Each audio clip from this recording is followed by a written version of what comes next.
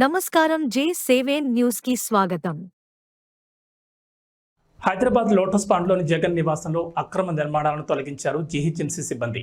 రోడ్డును ఆక్రమించి సెక్యూరిటీ పోస్టుల నిర్మాణం చేపట్టారు. లోటస్ పాండ్ ఆక్రమణలపై స్థానికుల ఫిర్యాదు మేరకు అధికారులు కూల్చివేతలు చేపట్టారు.